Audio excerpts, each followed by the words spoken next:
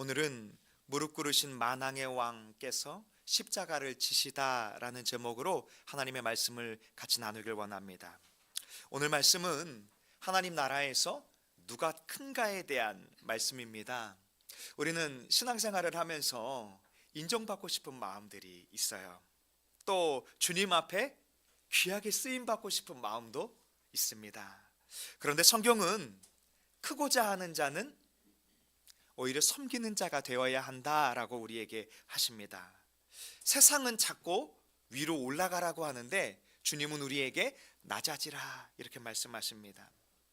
신앙은 도덕적인 원리로 살아가는 것이 아니라 십자가의 원리로 살아가는 것입니다.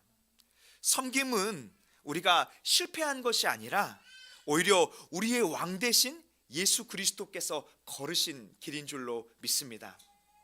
오늘 이 말씀 가운데 우리는 제자들이 왜 다투었는지, 또 예수님께서 그런 제자들의 발을 왜 씻기시기를 원하시는지, 실패한 베드로를 회복시키셔서 오히려 믿음의 공동체인 교회를 왜 굳게 하시는지를 이 말씀 가운데 살펴볼 수 있기를 원합니다.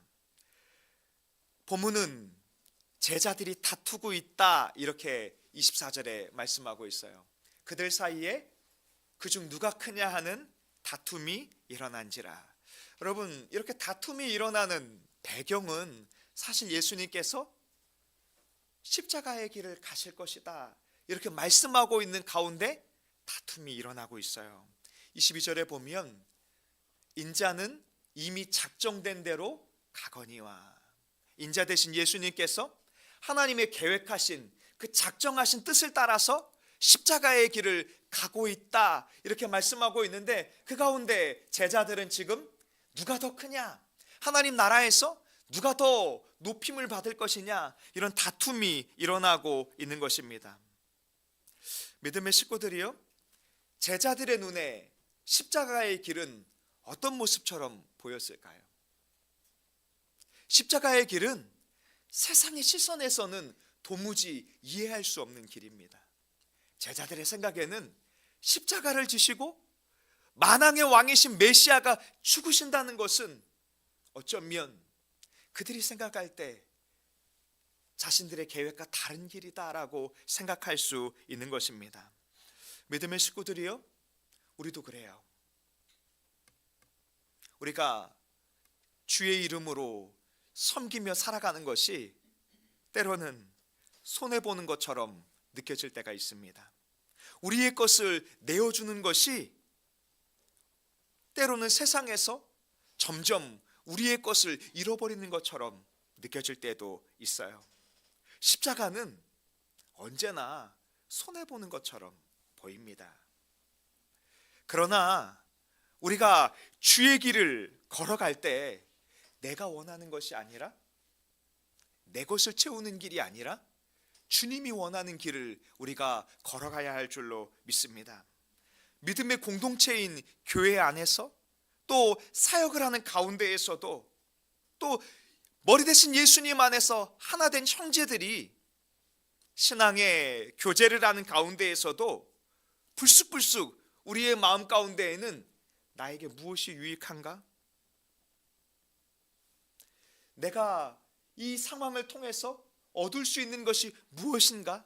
이런 마음들이 불쑥불쑥 들 수 있습니다. 그러나 십자가의 길은 그런 것이 아닙니다. 십자가의 길은 바로 주님이 걸으신 구원의 길이고 생명의 길인 줄로 믿습니다. 십자가에서 예수님과 더불어서 함께 죽은 자만이 예수님과 더불어서 부활 소망을 갖게 될 줄로 믿습니다. 오늘 말씀 가운데 만왕의 왕이신 예수님께서 저녁 잡수시던 자리에서 자신의 겉옷을 벗으세요. 그리고 수건을 허리에 두르시고 제자들의 발을 씻기기를 원하십니다. 13장 5절에 보면 이에 대하에 물을 떠서 제자들의 발을 씻기시고 그 두르신 수건으로 닦기를 시작하여, 예수님이 제자들의 발을 닦기 위해 무릎을 꿇고 그의 발을 닦고 계세요. 여러분, 그 당시 발을 닦는 자들은 어떤 자들일까요? 주인이 아니라 종들이 발을 닦아야 합니다. 우리는 이 말씀 가운데 예수님께 묻습니다. 주님, 꼭 이렇게까지 하셔야 했습니까? 베드로 역시도 주여, 내 발을 씻으시나이까? 주님, 내 발을 씻는 것이 과연 맞는 것입니까? 어찌하여 주님이 내 발을 씻으시나이까? 이렇게 묻는 거예요. 그때 주님은 베드로에게 이렇게 말씀해 주세요. 내가 하는 것을 내가 지금은 알지 못하나 이후에는 알게 될 것이다. 베드로는 예수님과 공생의 사역을 하는 동안 예수님이 가시는 그 구원의 길을 이해하지 못했어요. 그러나 예수님이 부활하셔서 갈릴리 바다에서 베드로를 만나주시고 시몬아, 내가 나를 사랑하느냐 하실 때 그는 비로소 십자가의 길을 이해하게 됩니다. 그리고 주님은 그런 베드로를 향해서 그렇게 말씀하셨잖아요. 시몬아, 젊어서는 내가 원하는 길을 가겠지만 이제 이후로는 남들에 이끌려서 살아가게 될 것이다. 그것은 바로 이후로 베드로가 복음을 전하기 위해서 때로는 감옥에 끌려가서 갇히게 되고 때로는 종교 지도자들에게 박해를 받는 가운데 있겠지만 그 길은 구원의 길인 줄로 믿습니다. 결국 베드로는 주님을 만나고 자신의 삶을 주님께 온전히 드리는 삶으로 변화되었잖아요. 베드로는 이런 주님의 길을 이해하지 못하고 이렇게 오늘 8절에 묻습니다. 주님, 절대로 내 발을 씻지 못하겠습니다. 주님, 내 발을 절대로 씻을 수 없습니다. 완강히 베드로가 거부를 해요. 그랬더니 예수님이 베드로에게 이렇게 말씀하세요. 내가 너를 씻어주지 아니하면 내가 나와 상관이 없느니라.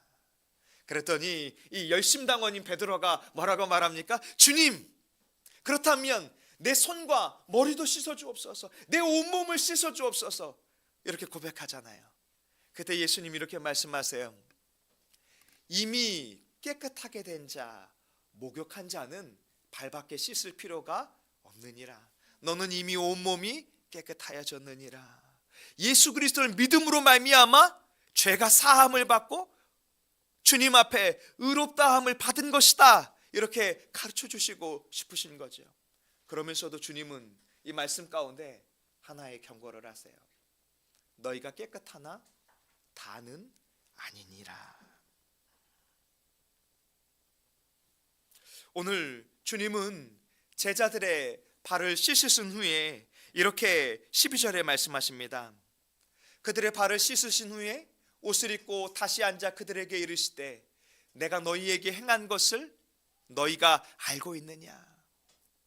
어떤 의미로 예수님께서 제자들의 발을 씻어주시는지 너희들은 알고 있느냐, 이렇게 묻고 있어요. 그러면서 내가 주와 또는 선생이 되어 너희의 발을 씻었으니 너희도 서로 발을 씻어주는 것이 옳으니라. 내가 이렇게 행한 것은 너희도 행하게 하려 함이니라. 주님은 십자가의 길을 걸으면서 섬김의 길을 걸으면서 나만 걷는 것이 아니라 같이 걷기를 원하세요. 우리도 그 믿음의 길을 걷기를 원하십니다. 우리가 예수 그리스도를 믿고 믿음으로 말미암아 구원받은 것으로 끝나는 것이 아니라 예수님을 믿었으면 예수님과 동행하는 삶을 살아야 할 줄로 믿습니다. 그 삶은 이 땅에서 주님이 낮고 낮은 자리에서 섬기시고 제자들을 사랑하시고 씻기셨던 거예요. 새 계명을 너희에게 주노니 서로 사랑하라. 내가 너희를 사랑한 것 같이 너희도 서로 사랑하라.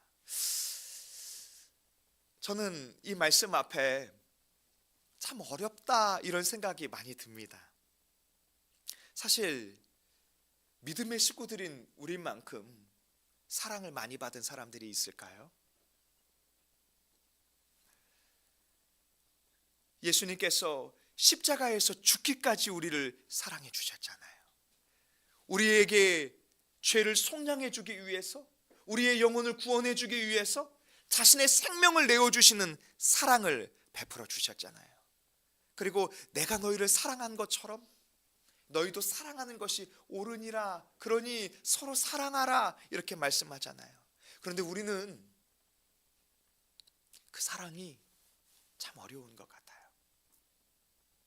누군가 나를 사랑하면 나도 그 사람을 사랑하고 싶고, 사랑을 받아야만 사랑을 주고 싶고, 또 이 사람이 사랑할 만해야 사랑하고 싶은 마음이 우리 안에 들 때가 있잖아요. 그런데 생각해 보면 주님이 우리를 왜 사랑하셨을까요? 사랑할 만한 것이 보여서 사랑하셨을까요? 우리가 죄가 없어서 사랑하셨을까요? 저는 그렇지 않다고 생각합니다. 7 귀신 들린 막달라 마리아를 사랑하신 주님, 죄인이라 불렸던 마리아를 사랑하셨던 주님, 모든 사람이 비난하였던 사마리아 여인을 사랑하셨던 주님, 그 모습이 바로 우리를 사랑하시는 주님의 모습인 줄로 믿습니다. 우리가 죄인 되었을 때, 우리가 하나님과 원수 되었을 때 우리를 사랑해 주셔서 하나님과 화목하게 하여 주시고 하나님 나라의 기업을 우리에게 주신 줄로 믿습니다. 그러니 믿음의 식구들이여, 사랑할 만해서가 아니라 주님의 사랑으로 사랑할 수 있기를 원합니다. 주님은 13장 1절에 보면 우리를 이렇게까지 사랑하셨어요. 유월절 전에 예수께서 자기가 세상을 떠나 아버지께로 돌아가실 때가 이른 줄 아시고 세상에 있는 자기 사람들을 사랑하시되 끝까지 사랑하시니라. 주님이 사랑해 주신 그 사랑은 죽기까지 변하지 않는 사랑이에요. 그러니 그 사랑을 붙들고 살아가는 우리가 어떤 모습으로 살아가야 할까요? 메마르고 강팍한 모습으로 살아가지 않았으면 좋겠어요. 믿음의 식구들이요, 우리 안에서 뾰족한 말이 나올 때를 떠올려 보면 대부분 우리의 마음이 메말랐을 때예요. 하나님의 은혜가 사라지고 또 하나님의 사랑으로 충만하지 않다고 느껴질 때 우리는 작은 것에도 화가 일어나고 작은 가시에도 또 이어서 가시돋친 말을 하기도 하잖아요. 그것이 우리의 연약함입니다. 그러나 주님은 우리가 그런 마음들을 내려놓고 주님이 기꺼이 무릎을 꿇고 만왕의 왕이신 주님이 제자들을 섬기셨듯이 이렇게 우리를 믿음으로 살아가기를 원하세요. 특별히 우리는 지난주 말씀 가운데 누가복음 22장을 통해서 누가가 의도적으로 제자들이라 표현되었던 자들을 지난주에는 무엇이라 바꾸어 말하였습니까? 사도라고 말했잖아요. 주님이 지금 누구를 섬기고 있는 거예요? 사도들, 특별히 교회를 대표하고 있는 이 믿음의 공동체를 주님이 섬기시고 있는 거예요. 그러면서 우리에게도 뭐라고 말씀하세요? 너도 내가 섬긴 거와 같이 그렇게 주인 대신 머리 대신 예수 그리스도 안에 있는 한 몸 된 지체를 사랑하고 섬기라, 이렇게 말씀하고 있습니다. 여러분, 주의 제자들이 이런 주님의 말씀 가운데 다투고 있는 것은 남 이야기가 아닙니다. 교회를 세우기 위해서 또 목회를 위해서 살아가면서도 친밀한 그룹을 나누고 영향력과 능력을 비교하면서 살아가는 우리의 모습을 보면 우리 역시도 주님의 이 말씀에서 자유롭지 못합니다. 그런데 주님은 우리에게 하나님이 보시기에 귀한 그릇이 무엇인가를 이렇게 말씀하십니다. 큰 집에는 금그릇과 은그릇뿐 아니라 나무그릇과 질그릇도 있어 귀하게 쓰이는 것도 있고 천하게 쓰이는 것도 있으니. 우리는 어떤 그릇일까요? 믿음의 식구들이요, 어떤 그릇이 되고 싶으십니까? 누구도 질그릇이 되고 싶다 이런 마음은 들지 않을 거예요. 우리는 귀하게 쓰이는 그릇이 되고 싶고 천하게 쓰이는 그릇이 되기를 원하지 않습니다. 그런데 주님은 우리에게 이렇게 말씀합니다.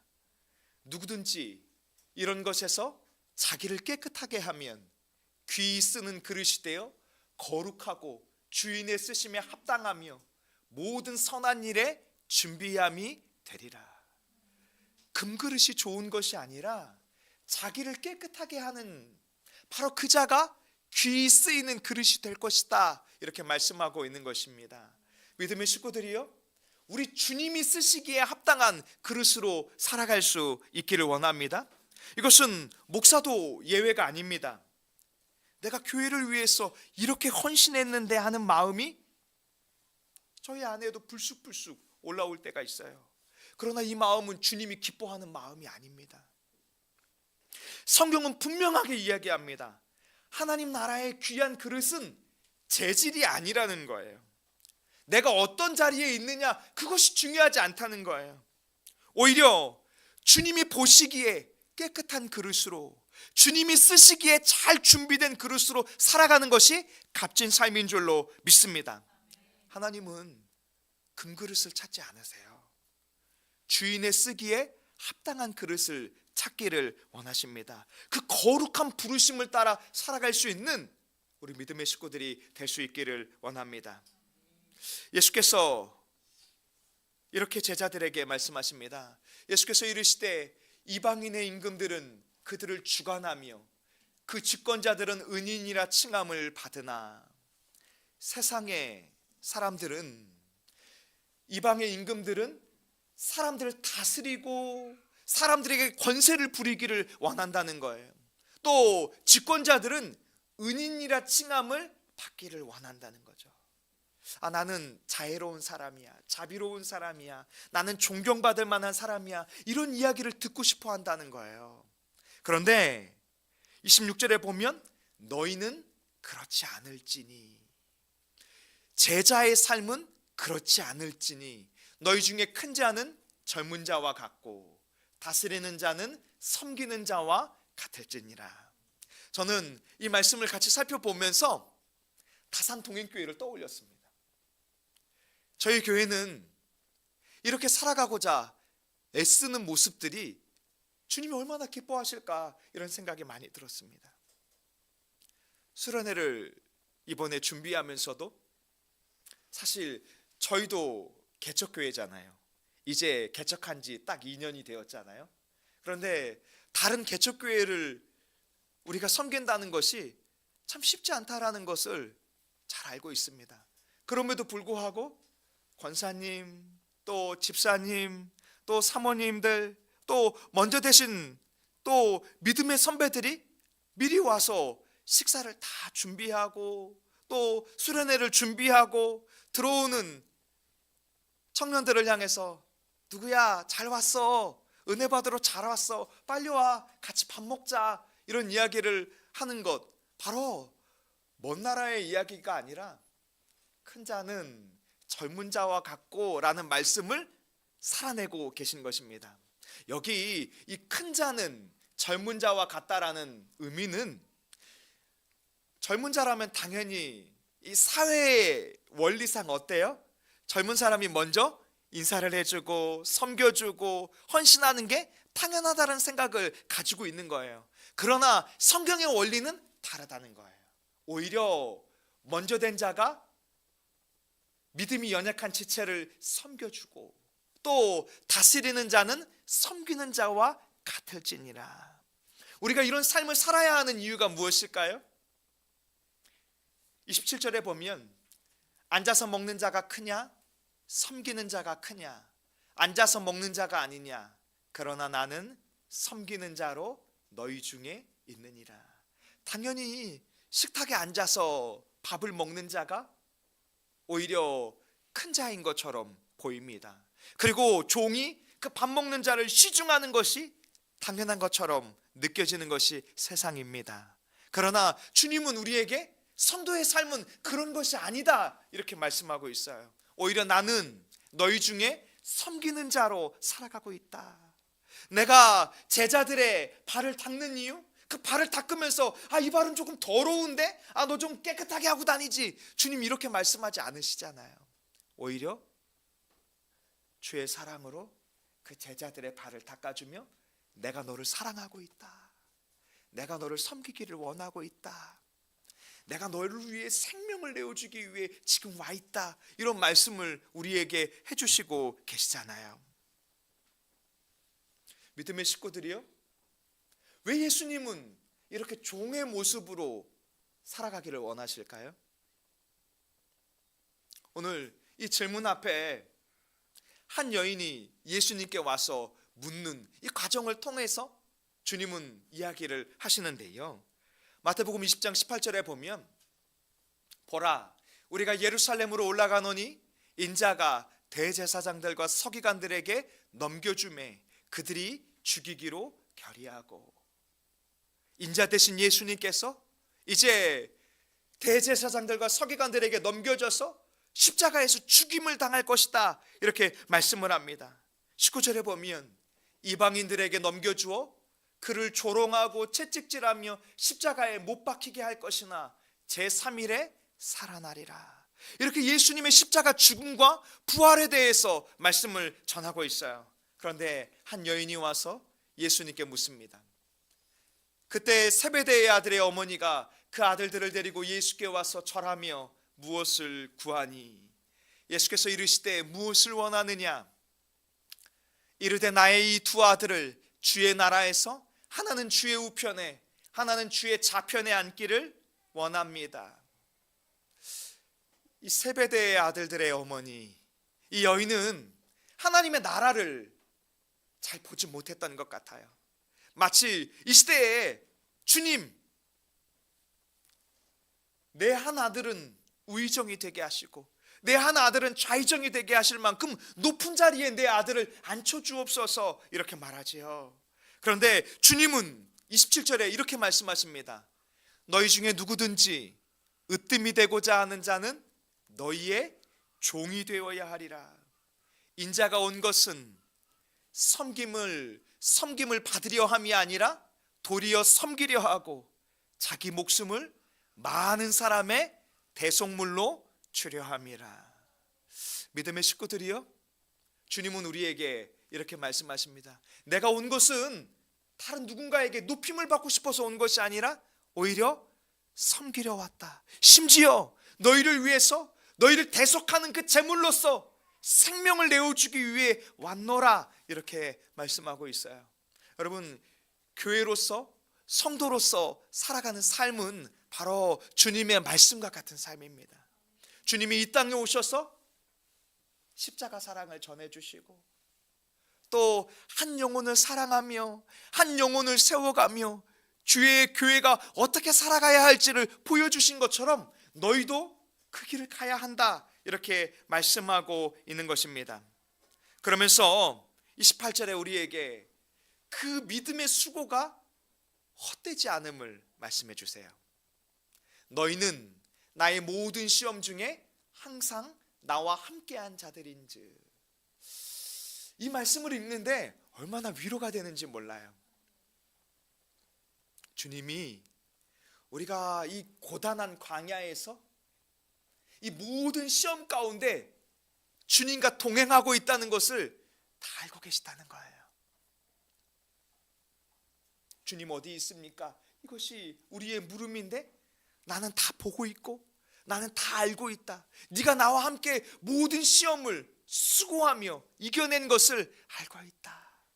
마치 이 요한계시록에 있는 그 소아시아 교회를 향해서 예수 그리스도께서 말씀하신 것처럼 내 수고와 내 연단과 내 믿음의 싸움을 다 알고 있다 이렇게 말씀하는 것이죠. 그러면서 29절에 말하기를 내 아버지께 나라를 내게 맡기신 것 같이 나도 너희에게 맡기려 하노라. 저는 이 말씀을 바라보면서 우리가 이렇게 주의 교회로 살아가는 것은 주님이 우리를 고생시키려고 하는 것이 아니라 하나님 나라에 기업을 주시려 하는 것이다. 이런 은혜로 바라보았습니다.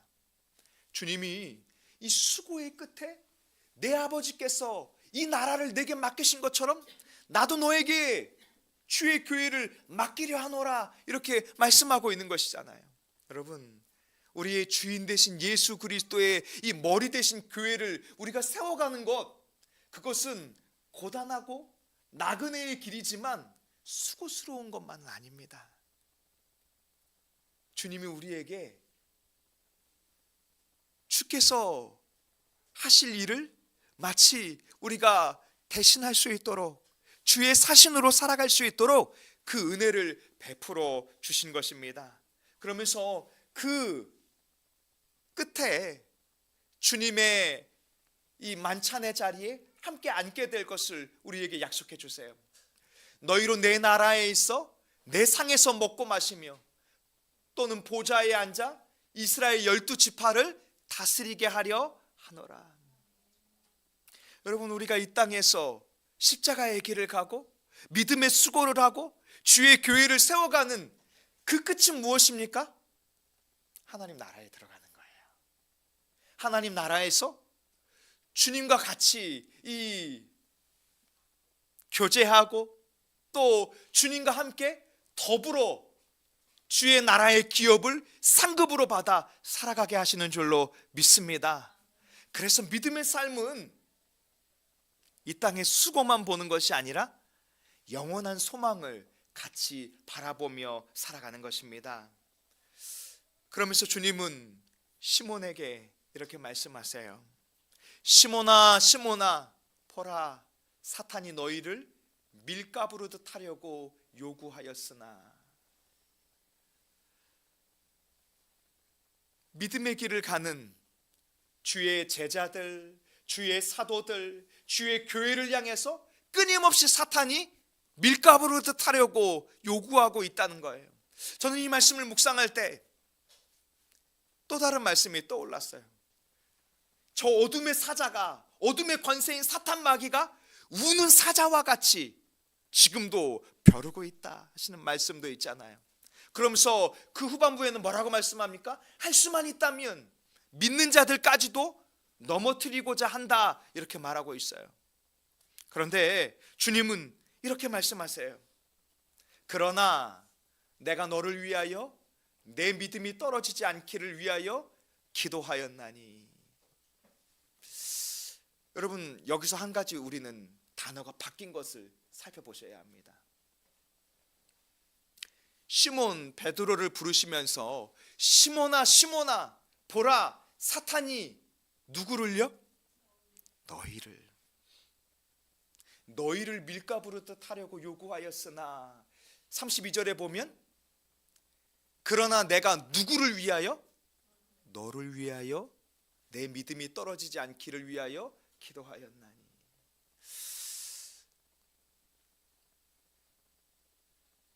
주의 제자들을 흔들어 놓으려고 했던 이 수많은 이 어둠의 권세들의 시도 앞에서 주님은 이 베드로를 위하여 기도하였다, 이렇게 말하고 있어요.